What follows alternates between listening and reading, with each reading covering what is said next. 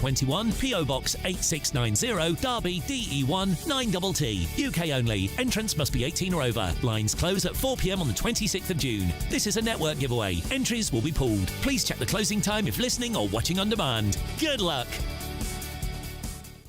Exciting news. Every Friday, my Patrick Christie's Tonight Show is going to have a twist to it. We're welcoming some special guests. You. That's right, on Fridays I'm going to be doing my show in front of a live studio audience because this show is about you and what you have to say. It's going to be the same big debates, same big topics, same big opinions, but every Friday night at 9 p.m. you are invited to come on down to Patrick Christie's Tonight to be a part of the action. Only on GB News, the People's Channel, Britain's news channel.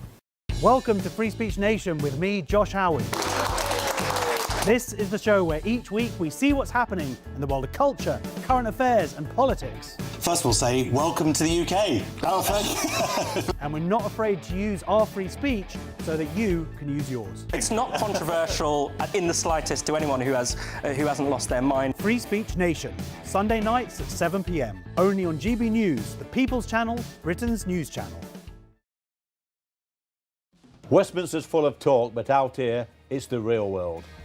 Am I allowed to talk then? No, that's it. This is where it matters, real people and real lives.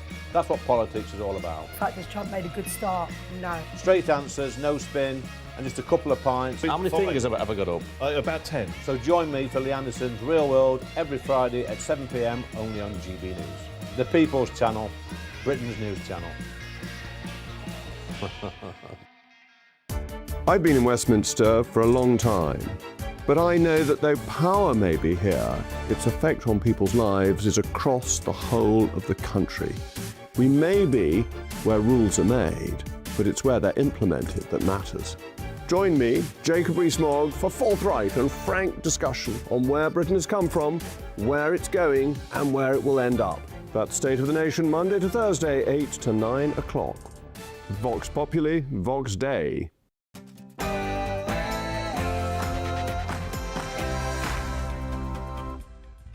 It's Saturday night and this is the Saturday 5 Extra. It's the UK's biggest Saturday night TV show. I'm Will Kingston along with Dr. Renee Honderkamp, Trey Lowe, Emma Trimble and Kai Wilshaw. Tonight in our third hour, on our 5th birthday, I'll be giving you our favourite GB News memories.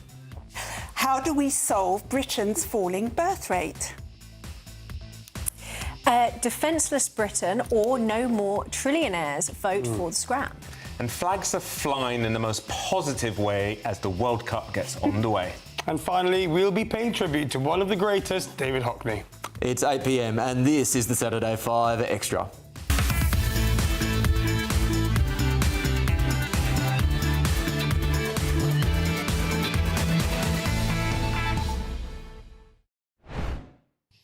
Yes, welcome to the Saturday 5 Extra, ladies and gentlemen. On gbnews.com/your say, I want to hear your favourite GB News memories and perhaps your favourite Saturday 5 memories as well. We'll be reading those out through the Saturday 5 Extra. Before we go to the news note, though, Renee, you have been on GB News longer than any of us.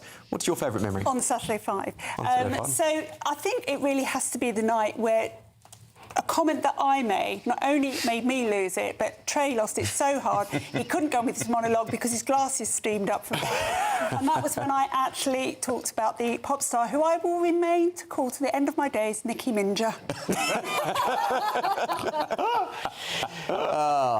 Good TV. It's good TV, and you can expect more good TV over the next hour. But before we get to that, it's your Saturday night news with Bethany Elsey.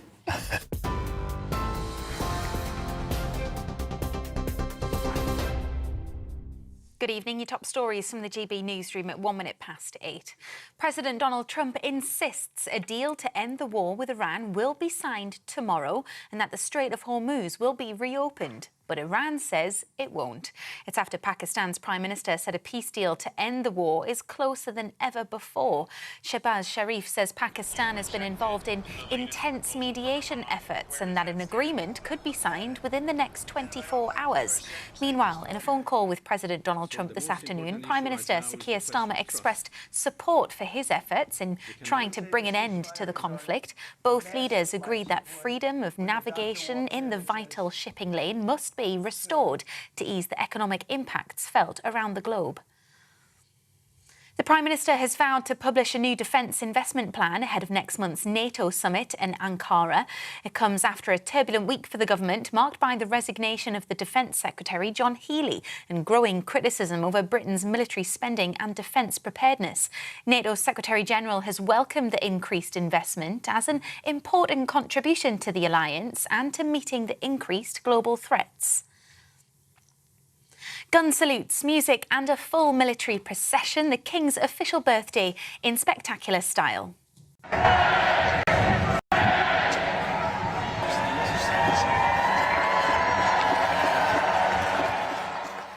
King Charles, Queen Camilla and the Prince and Princess of Wales stepped onto the Buckingham Palace balcony to cheers from thousands on the Mall before the famous red arrows roared overhead in a dazzling flypast. It marked the finale of Trooping the Colour, an annual celebration of pageantry and tradition. The event, complete with more than 1,000 soldiers, hundreds of horses and marching bands, remains the biggest military procession in the UK. Around 3,000 people attended an anti-racism rally in Belfast following days of unrest in the city. The Together Against Hate protest took place outside City Hall this afternoon after days of violent demonstrations sparked by a knife attack. Stephen Ogilvie lost an eye and suffered deep cuts to his head, face and back when he was attacked by a Sudanese man. 23 people have been arrested over the disorder that followed. 17 of those have been charged. And thousands of Scotland fans have travelled to the US to watch their country's first World Cup match since 1998. The Tartan Army will play Haiti at the Boston Stadium in Foxborough at 9 p.m. local time. That's 2 o'clock in the morning in the UK. Some say they've spent their life savings to be there. I've spent the kids' inheritance and they're not happy about it. First time in 28 years we've qualified, so there's no way we're not going to miss it. There's no way we're going to miss it. I've never seen so many kilts, actually, in all my life. When I go to Scotland, I've not seen so many kilts as I've done here. Everybody's just getting into it, and it's absolutely brilliant. That's your latest. I'll have more in an hour. Take the GB News family with you on any device. As long as you have an internet connection, tune into GB News anywhere on the planet or beyond.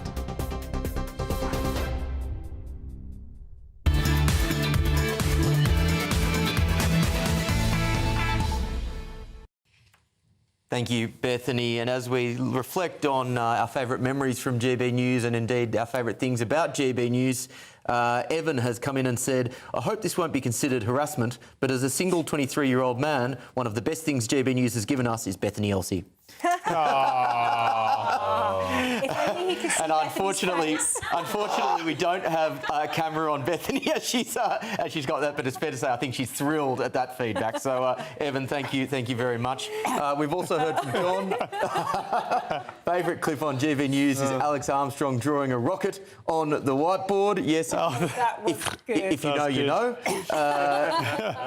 We have Grumpy Grandad. Yeah, Grumpy Grandad. The night that Darren left the show. That was an unexpectedly really emotional night. In many ways, this is still Darren's show.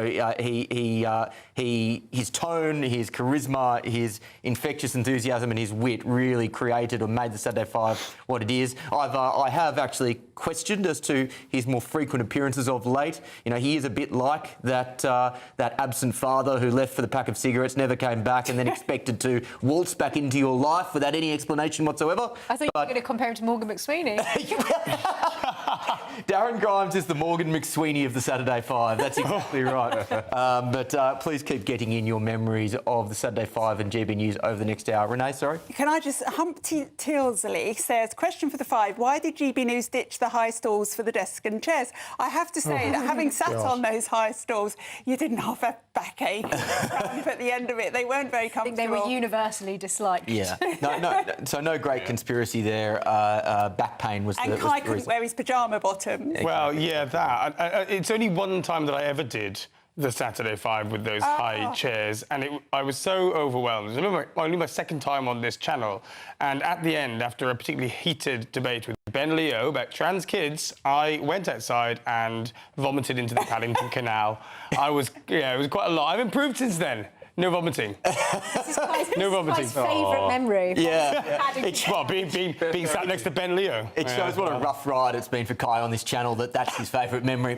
A rough ride from Ben Leo. Let's move on to tonight's main event.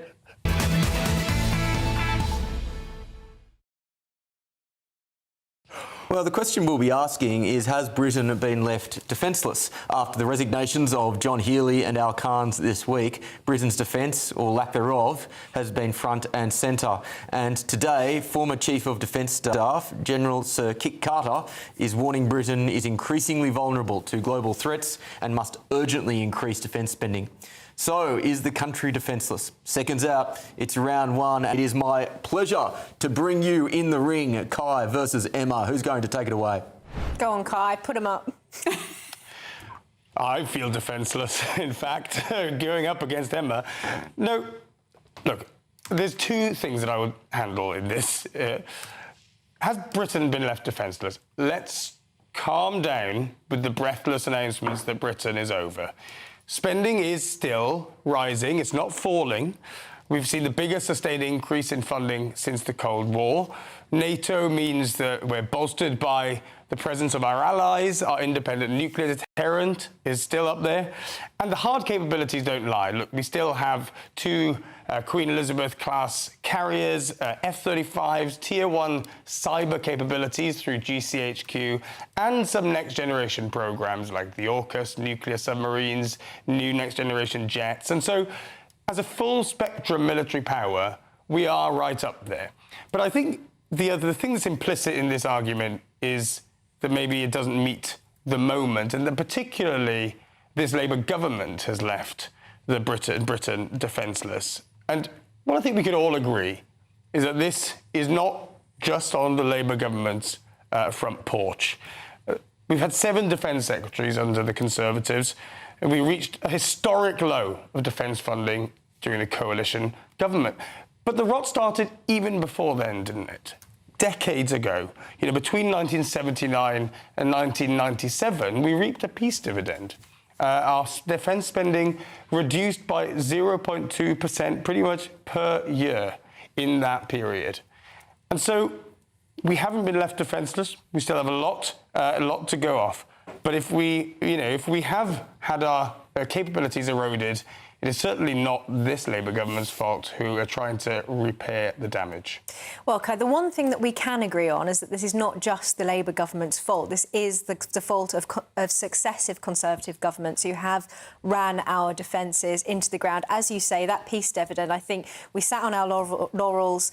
We believed that we had, reached the end of history and that, the future was, for the world, was liberal democracy, and we'd sort of travelled the great arc of human history, and we'd arrived safely on the shores, and we didn't need to worry about things like war anymore, which was profoundly naive. And we're seeing that now, that we've allowed ourselves to be depleted to this point. And we are, in fact, I think, defenceless. All you have to do is look at what happened with RAF Cyprus. We weren't able to even defend our own RAF base. We had to rely on the French. No jokes about national shame there, but thank God that the French were willing to actually come and help us out there.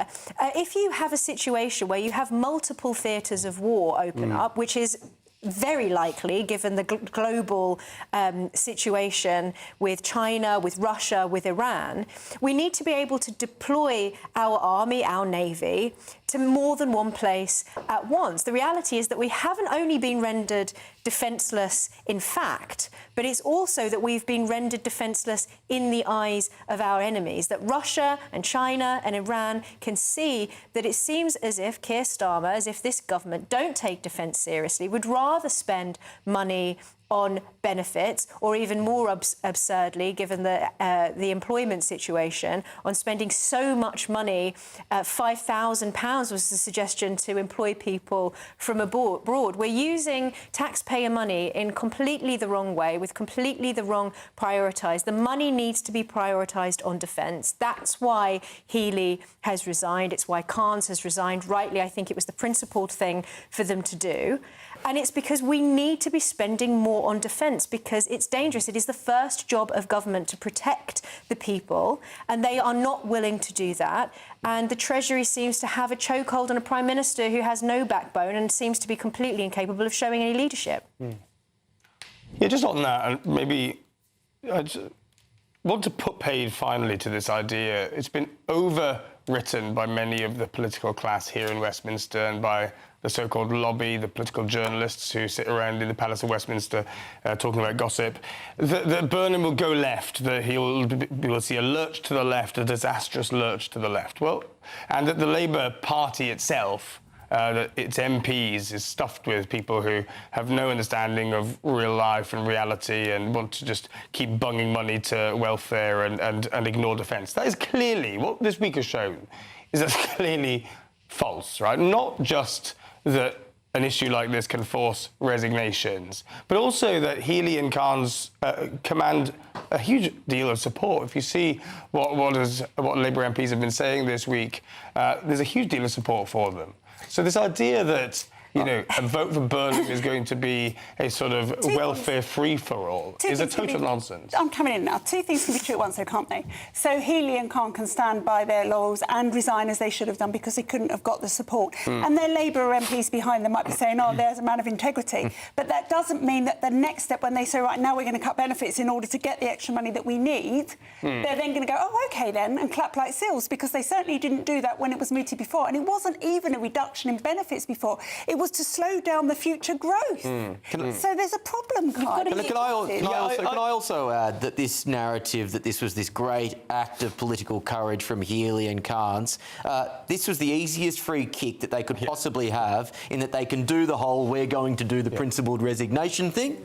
They can get all the credit that comes with that. They have a plausible excuse now if anyone tries to say, hang on, weren't you the guys in charge of defence when the defence spending review was switched back? And they can say, no, we resigned out of principle, and they know entirely well that in the next few months there'll be a new Prime Minister and there'll be a new cabinet anyway. Yeah, can I just... both of them harbour leadership ambitions. Of course. And Healey what they've done ruled here... himself out of any future leadership contest. For the record. Sure. Yeah, obviously there's some self-seeking involved here. There's also, I think we're missing the real debate that's happened here, which is, you know, the Treasury holds a lot of blame for doing what the Treasury does and deny people money. The MOD holds a lot of blame because they've misspent loads of money before, and this defence investment plan was maybe spending money on not the right kind of things. War has changed in the last few years, but who needs to own it most of all? Who has to adjudicate between departments? The Prime Minister, who sits there on his hands while he says that he's the most defence and international-focused Prime Minister of all time. I'm going to cut you short, but I think you'll be happy I'm cutting you short, because we're going to go to one of your classic moments on the show. In honour of GB News' 5th birthday, we're going to take a look back at some of our personal highlights on the Saturday 5. Here is one of Kai's longest-running, most loved gags. You know I'm a big fan of nature on this show, but I can't indulge in a beaver every week. What the hell is going on? And of course, if you can't tell, there'll be some beaver updates. Yeah. I want to dive into beaver related to... We do love beavers on this channel. Well, I'm here for you viewers because by popular demand, we're going hard on the beavers tonight. Now, and of course it was dreams come true for Kai when he finally got to meet one in the flesh. Well, the viewers of the Saturday 5 on GB News do know me as a beaver expert. I love to talk about beavers, I do it all the time, but in truth, I haven't got that up close and personal with a beaver. And so, to be honest, this is the best day of the year. We're making dreams come true. Absolutely. Hello. Right. See if it comes on over. I don't know.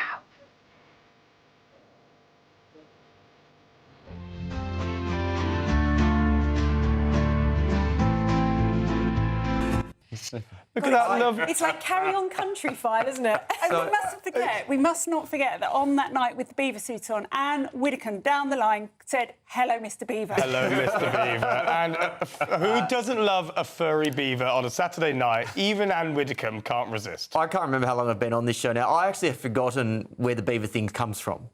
Wait. It's already lost the sands of time. No, well, let me just... High five. It was a high five. And let me just be very clear. There's always beaver news in the UK. Every week it's like beaver, beaver, beaver, beaver.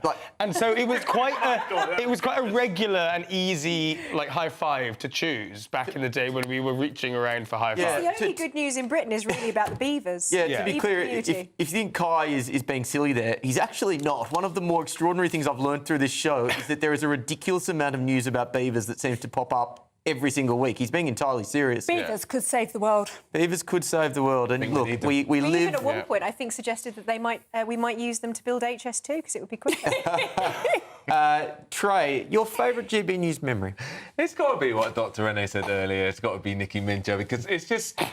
I couldn't speak. I literally couldn't speak when she said it, but you said it with so much conviction. It's only later when we came back to it, you realised that you said it, but, I mean, I've done a lot of TV, but I have to admit I was lost for words. I couldn't even breathe. Did you not love me doing CPR on Kai?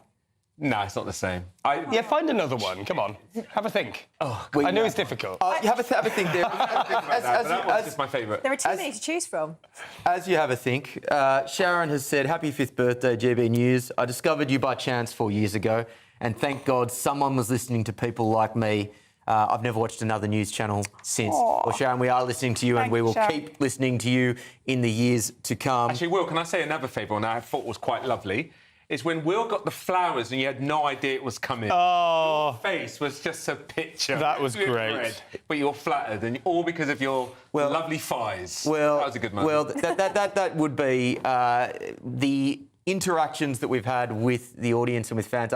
Collectively my favourite GB News memory, whether it's flowers, whether it's the ties from Nanny Lulu that have kept my wardrobe almost single-handedly fresh, whether it is the conversations on the bus or in the street, which pop up, more or less every day now. These are the things that I think keep us all collectively motivated and inspired to join you in your living rooms or in the car or wherever every Saturday night. It really is a joy. And that's what I'm doing. When I ever look away, that's what I'm doing, is copying and pasting lots of funny comments into my documents, some of which I get to read, but some of which Will Kingston bans me from reading, as he's done tonight. Yeah. I just want to throw one small thing in. It's the studio audiences. Any show that we've done with a studio audience, it's just so wonderful meeting all of the viewers. Just love all of you. But we haven't got a studio audience for Saturday 5 yet, Emma. Yeah. We need to get one, actually. GB News head honchos, take note. Give the people what they want. Still to come, what are we doing to address the falling birth rate? Plus, we'll take a look at our high fives from the past week.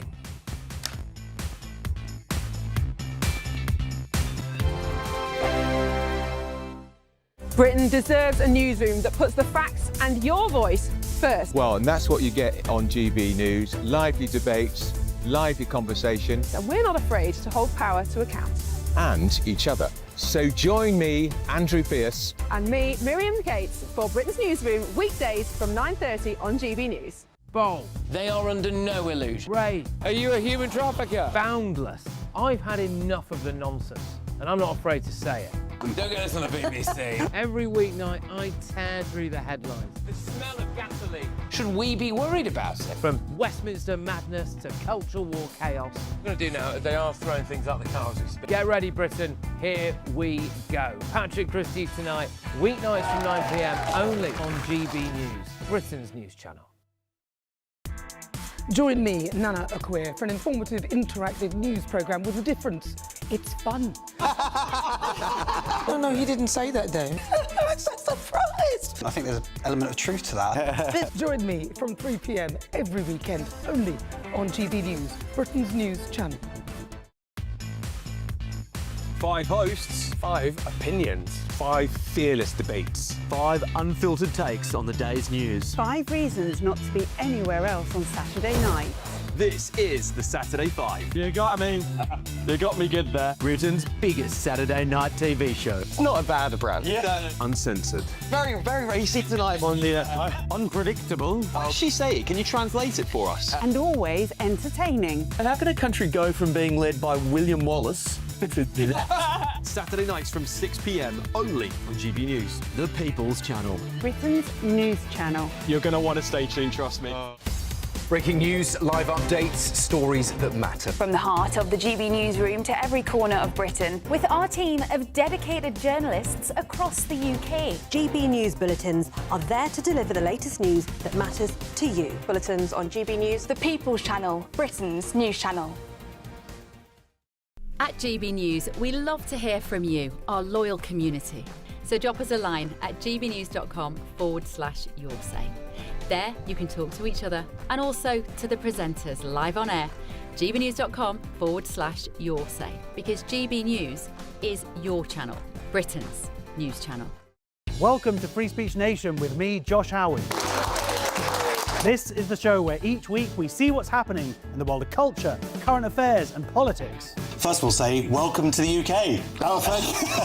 And we're not afraid to use our free speech so that you can use yours. It's not controversial in the slightest to anyone who hasn't lost their mind. Free Speech Nation, Sunday nights at 7 p.m. Only on GB News, the People's Channel, Britain's news channel.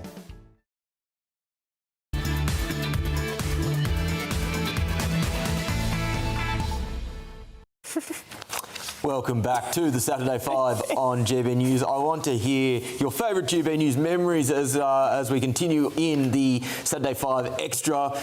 We have a couple of happy birthday wishes. Dan, happy birthday GB News. My wife and I are both pleased to say we've watched from day one. Thank you very much, Dan, to you and the missus. JR says, happy birthday, the best show on a Saturday, never miss one. Thank you, JR, greatly appreciated. Cushion's mummy says, hilarious Kai, you're the best lefty on GB News. Aww. Well, it's a low bar, but Kai, you've exceeded it. I do feel a great love for all the viewers who I've met and engaged with over the years. Okay, stop sucking up. In honour of GB News' 5th birthday, we're going to continue with some of our favourite memories, and this does go back to this wonderful moment from last September with Kai. Renee is going to do a quick demonstration on your favourite left-wing person. I will lie down. So I'm just going to say that normally I chat. I was just drunk. I'm not drunk. But he was actually dead at Yet. the start. We're going to skip all the niceties, but if you want to give good CPR, what you would do to the person who is actually in front of you is you would actually make sure that their head was tilted back like this. You want your arms straight. Put your hands like this, and then just at the bottom where the bone ends on his chest, you would press, and you want to press for about 5 centimetres each time, and you want to do 2 beats per second. And some people sing Nelly the Elephant, Nelly the Elephant. I thought it was... Goodness me, it's quite exciting. She saved my life, ladies and gentlemen. Can we have a round of applause? Oh. We haven't done the analysis yet on just how many lives that has saved, but by my best estimates, it's in the thousands, and we may be approaching the tens of thousands. So not only do we provide you with the latest news and current affairs and hottest debates and interviews, we also we save lives. Is that official data? Semi-official data, Renee. It's the first time you've ever come prepared with a statistic, Will. That's right. And it's similarly credible to a lot of the other statistics I bring to the show. Humpty Tilsley says, what I love about the Saturday 5 is that Trey and Kai always give me the opportunity to roll my eyes and shout at the telly. That's right. It is always good. We think of this as therapy for many people. It allows them to get their frustrations out through the vehicle of Trey and Kai. But it's not all aggression and venting and anger. Sometimes we have to say, what are the moments that have made us feel good in the last week? And it's our high fives. Renee, your high five from the last week. So I've got a picture of a pretty little elephant. That's what I'm going to say. So an Asian elephant has been born at Whipsnade, and these are dramatically endangered elephant. Unfortunately, it's a boy. It's always better to have girls when you're trying to increase the population. But he joins his sister, is 3 years old, and will hopefully go on to have more babies. And I just think it's so beautiful. Elephants are amazing. Elephants have memory. They mourn their dead. They revisit their graves. Look at that little fella. Beautiful. Is he not just A high five? It's a great high five. They've got extraordinary memories from, well, I was about to say from memory, yeah. Elephants for them to reproduce with other than his sister, though, right? Yes, of course. It's a breeding programme around the world, obviously, to just try and save these poor creatures. And it's just such good news. And it's been done in the UK. And I think we should be proud of whipsnake because I don't think any animal reproduces unless it's actually feeling happy and is in surroundings that it enjoys. And I discovered last week, because Alice went to London Zoo, that there are not elephants in London Zoo anymore. Are there not? Because they have moved them out to whipsnake because they want them to have a better environment. Oh, I didn't realise. My little one went there last week. I had no idea. Yeah, really good bunch of, sorry, high five, I should say. Thank you, Renee. Trey?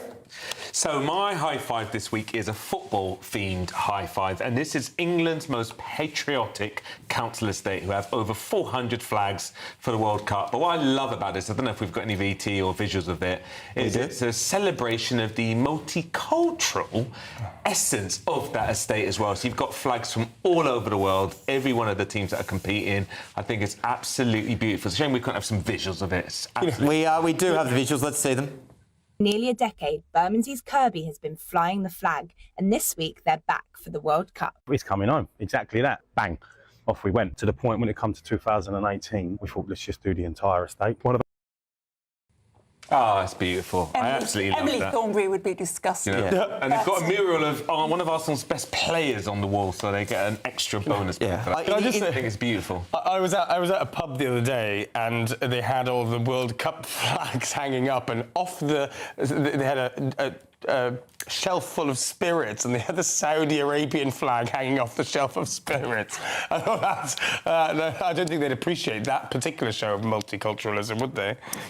So I will. I'll let the multicultural piece go through to the keeper. We're in a good mood. I'm not going to sour it. But Trey, is it coming home? Unlikely. If we're really, really honest, it's probably going to go to France, I would probably imagine, because their team is incredible. Would I like it to come home? Obviously, my God, that would be amazing. But France's team is like amazing. I've pulled Ghana in the work sweepstake. They're apparently 400 to 1. So Ghana's got a very little chance. Yeah. But you know what? Great for them. I mean, Nigeria's not in this year's World Cup, which is an absolute shame. I don't know how that happened, but no, is it coming home? neither is Wales. Really? No. Oh. Emma, is it coming home?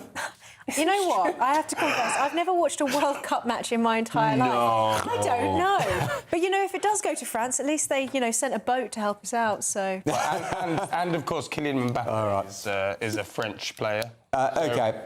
Well, look, we will of course be keeping you up to date with the World Cup. I believe Ben Leo is at a few matches this weekend. Coming up on Saturday 5 Extra, what are we doing to address the failing birth rate? This is GB News, Britain's news channel.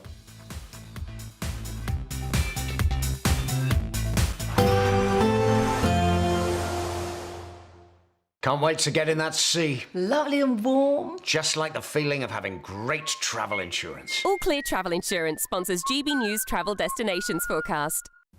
Whilst there's plenty of summer sunshine across much of southern Europe tomorrow, it's not fine and sunny everywhere. There's some showery rain affecting parts of Turkey, a few showers across southern Greece and around some of the islands. Mostly dry for Italy and into France as well, but we do have rain currently across western parts of Spain and Portugal, and that is going to feed its way eastwards as we go through tomorrow as well. Looking into next week, and well, there's plenty of sunshine on the cards. Bye-bye. All Clear Travel Insurance sponsors GB News travel destinations forecast. Hello there, good evening. Welcome to your GB News weather update from the Met Office. High pressure continues to build into Sunday, so lots of dry weather on its way, though perhaps a bit cloudier tomorrow compared to conditions we've seen today. Though it's very much been a north-south split in our weather, high pressure clinging on to the south, bringing mostly dry, settled conditions here. But at times low pressure has brought in some cloud, some showers across the north. Now as high pressure continues to build, most of these showers will ease away, becoming confined mostly to northern parts of Scotland through the course of the night. And elsewhere we'll see a mix of cloud, also some clearer skies.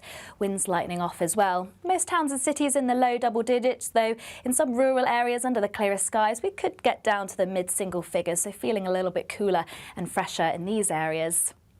So to start the day across Scotland, like I say, there will still be some showers lingering across parts of the north, a bit more cloud here. Much lighter winds, though still a fair breeze around eastern coasts of Scotland. Across southern areas of Scotland, northern England, a mix of cloud and also some clearer skies, but plenty of cloud across Northern Ireland. This could be thick enough to produce some very light outbreaks of rain.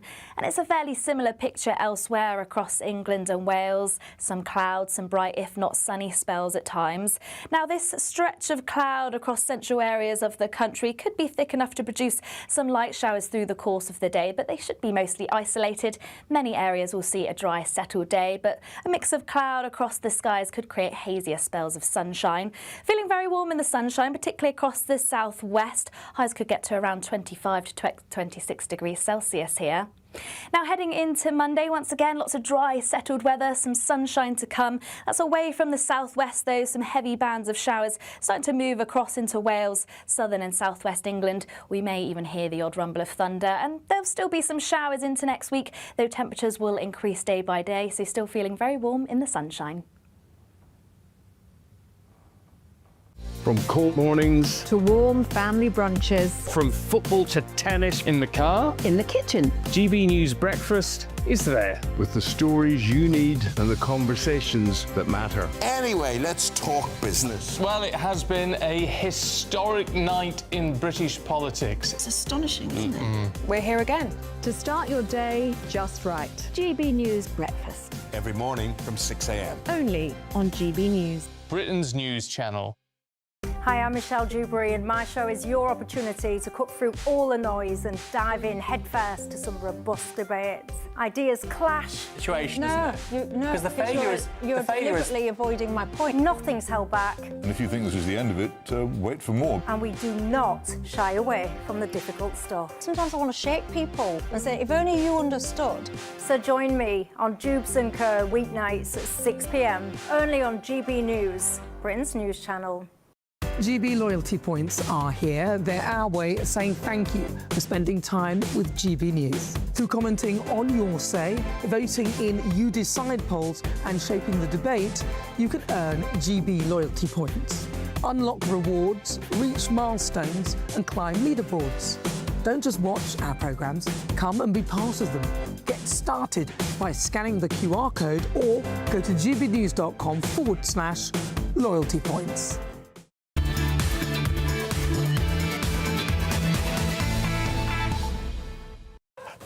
Welcome back to the Saturday 5 Extra on the 5th anniversary of GB News. For context, if you hear any shushes or any inappropriate juvenile puerile comments from the panel as we come back, it is because they all talk too much during the break. I'm the only one who tries to enforce standards, and I tell them to be quiet as we get the countdown back into the show. I'm not going to translate that for you people. Will has turned into a dictator tonight, and he's telling us to shush, be quiet, shut up all the time, so we're just not obeying anymore. So, and as recompense, just about 1 second before he was due to speak to you after the break, I just shouted, "Bogies!" That's why. That's why I we're feel all sorry laughing. for Will. Such juveniles to my left. Yeah, Trey, it's fair to say we don't always agree, but I agree with you wholeheartedly there. Absolutely childish behaviour. He'll start referring to himself as the royal we. He is applauding. And Cooper, our wonderful editor, has said, I also agree wholeheartedly, Will. Cooper also does wonderful work for us. A shout out to him as well on the 5th birthday. Let's go to our next conversation. As birth rates fall across much of the developed world, governments and public figures are increasingly encouraging people to have children. But a small growing movement is pushing in the opposite direction. Antinatalists believe that bringing new life into the world is morally wrong, arguing that existence inevitably involves suffering and that no one can consent to being born. I guess that's technically correct, I suppose. The question is having children a selfish act? To discuss this, I'm pleased to welcome social commentator Lewis McClatchy. Lewis, lovely to see you once again. What do you make of the antinatalist movement? This was an article in the Times with 3 young women who were calling mothers selfish. Now, if anyone has ever met a mother or been pregnant themselves, carried a child in their body for 9 months, given up their resources, their time, and their money to raise the next generation into responsible citizens and leaders, how anyone can get away with calling someone selfish for doing that is really beyond the pale. I mean, having children is probably one of the most honouring things that somebody can do with their life, and I think mothers are not given enough recognition. And we see the birth rate falling across Britain. There will be more deaths than births this year, according to most estimates. And women don't get the credit and the encouragement and support that they need to embrace motherhood. It's more complicated, you know, if we want to try and increase the birth rate, it's more complicated than just saying, OK, team, hop into bed. There is a range of social factors that are leading to declining birth rates across the West. How can this problem be addressed? Well, there's plenty of work out there of efforts to solve that very crisis. And I don't know if anyone has the one winning ticket, the silver bullet strategy. I think it's going to take a lot of efforts from different kind of sectors in society.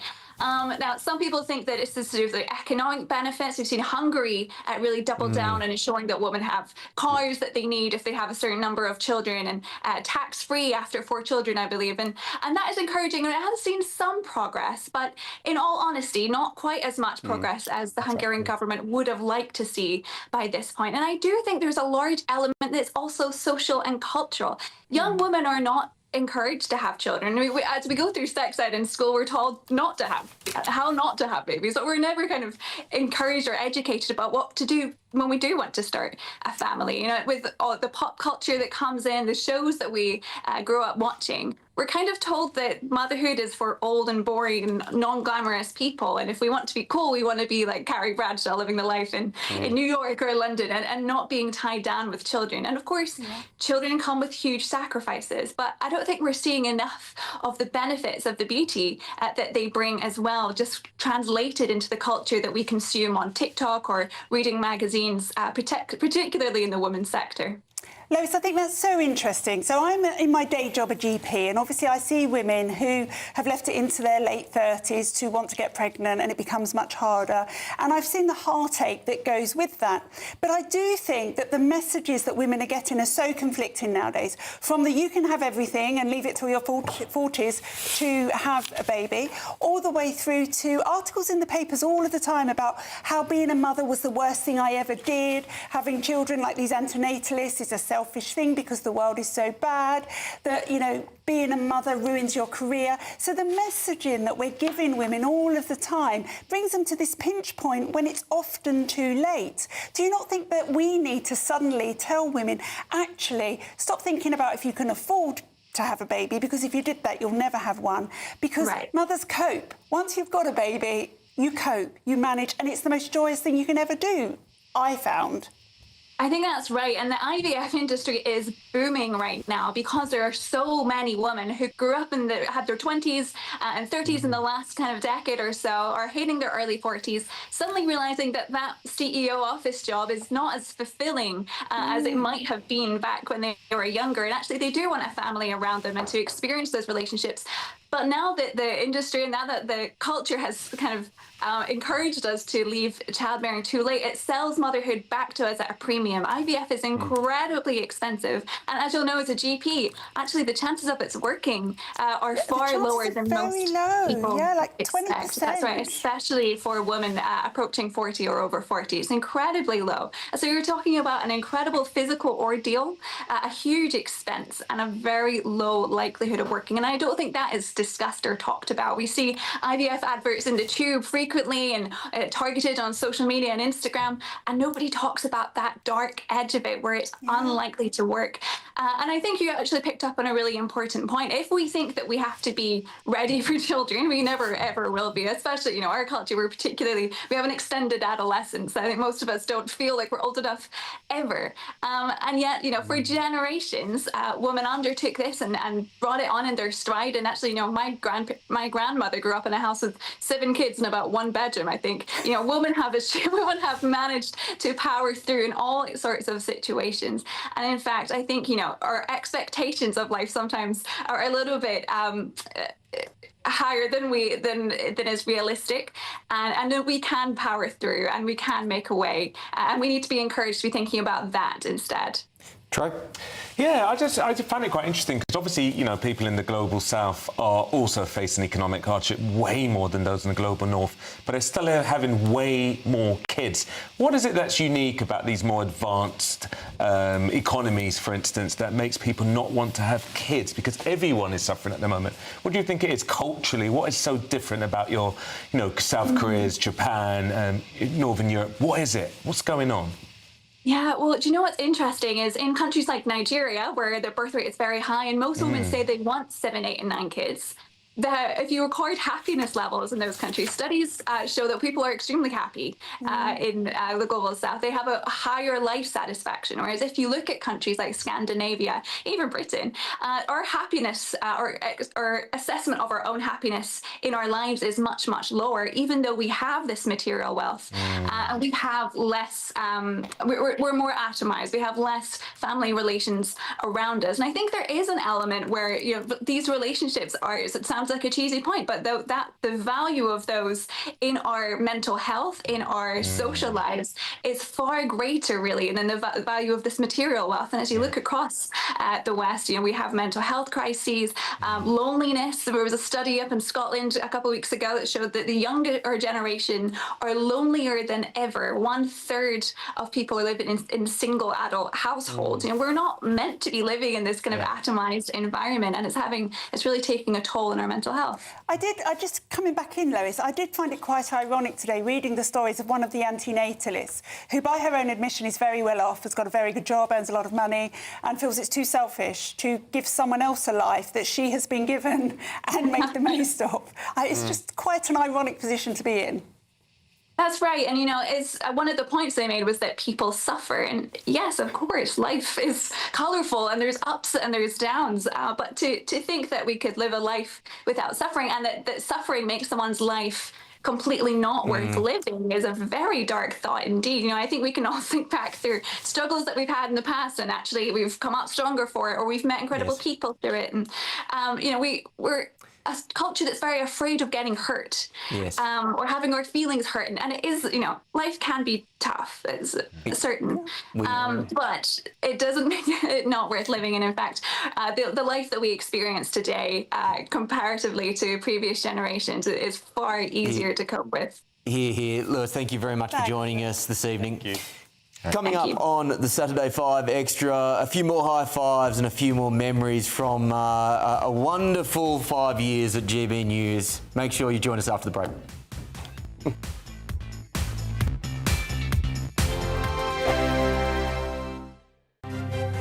GB News Breakfast, every day from 6 a.m. And I've been an oncologist consultant for over 45 years, so I've seen it all. When we started 45 years ago, everybody got chemotherapy after getting a diagnosis of breast cancer if there was to reduce the risk of it coming back. And then what we've seen over the years, and this is really the culmination of years of effort, tests that predict what's going to happen. They analyze the molecular composition of the cancer, very sophisticated analysis based on DNA and genes to predict what's going to happen. So only the women that are at the highest risk actually need to have the chemotherapy. And everyone is really delighted with this British trial in London's University College Hospital. What the trial showed is that once you actually get the diagnosis from this sophisticated test, you don't need to have chemotherapies. GB News. GB News Breakfast, every day from 6 a.m. The Mini is the best British car ever, apparently, Anna. It is indeed. It has beaten Land Rover, Aston Martin, Rolls-Royce and even Jaguar. So this is Auto Express had a poll and crowned the lovable Mini as Britain's favourite car. But the Mini's not the Mini anymore, is it? They're big. It's big. Yes. They're really big. They're big cars. They're nice cars, though. But they're big. Oh, I'd rather have an Aston Martin. Would you? Who makes the Mini? Mini, BMW now. BMW is... I think it has BMW engines, but they're still made in Oxford, outside Oxford. Yes, the plant is there, but I just wonder how many bits come from China. 'Cause I think quite a few do. It's all very odd. Yeah, BMW make the Minis, Mercedes are the smart cars, all that. It's all interlinked. GB News, the People's Channel. GB News Breakfast, every day from 6 a.m. A lot of the AI stuff that I've seen is visually very, very impressive. It just happens to be in performance a bit monosyllabic, not having things delivered quickly to you that you didn't have to unpick. I think that's very good for the human heart, the human soul, and the brain. I agree that there is a magic that happens when creatives get together. Now, we are replicating that, but with a different process. And it doesn't mean by any stance that we eliminate human creativity. In fact, we do more of it. We spend more time being creative, and we produce this stuff independently, so we didn't have to go out and raise development money and raise financing and wait, right? Those things take years. I've had many shows in development. They take so long. We just went out and did it. The People's Channel.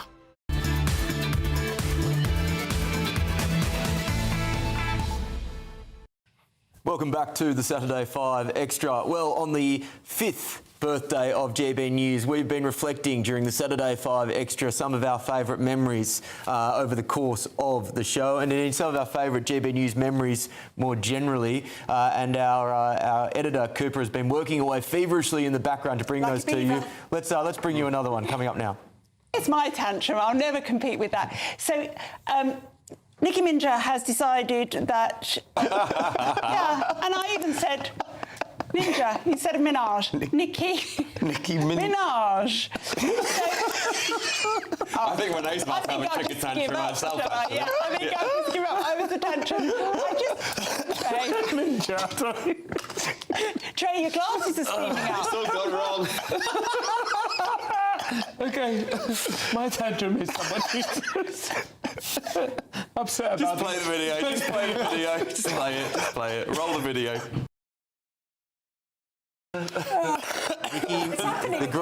the great Nicki Minaj bringing Trey Lowe to tears. Oh God, that's just too much. And he may be off once again. And sometimes our biggest, the moments we really totally lose it are off camera.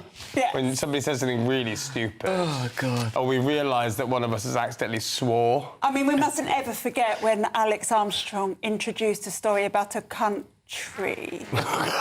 And goodness me! And just to be safe, as I believe it was me or someone who was safe at that particular time.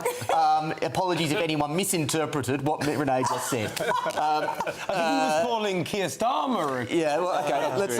Let's move on. You can't see is Alex Armstrong.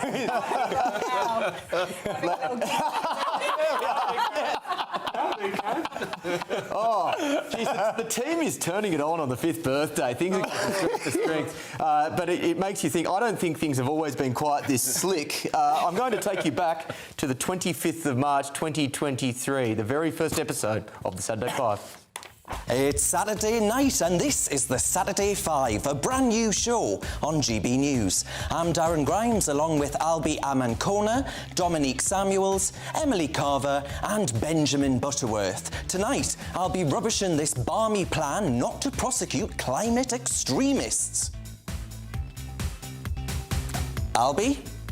I will be telling you why Rishi Sunak is going to win the Conservatives a historic 5th term.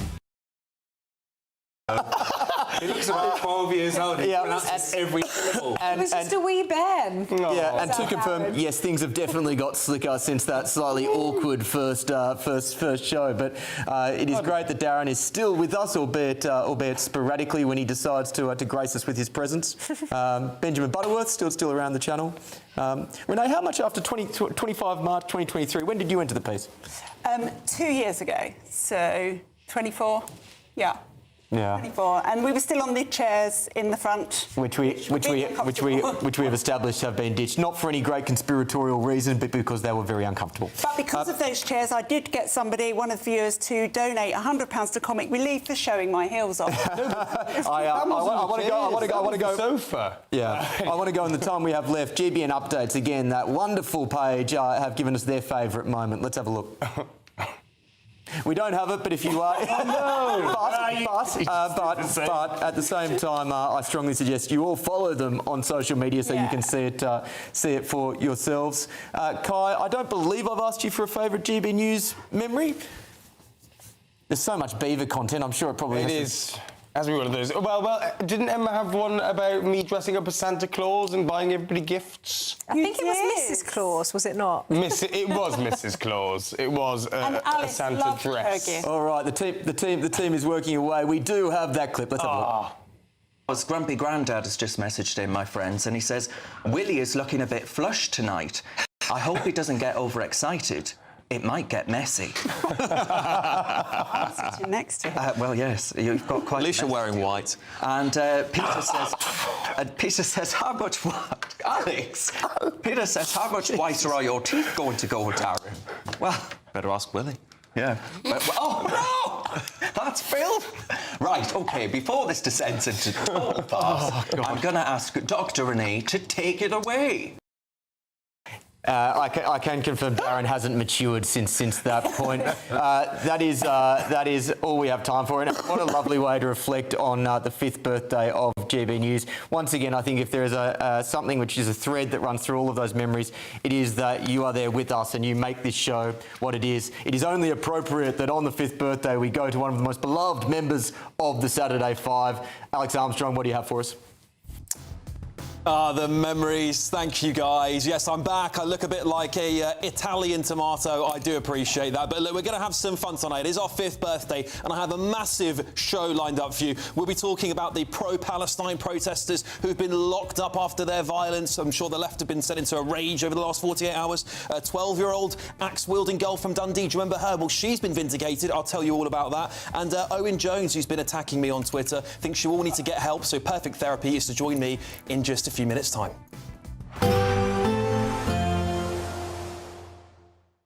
Expect warm spells with the odd rude interruption. Box Boilers sponsors the weather on GB News.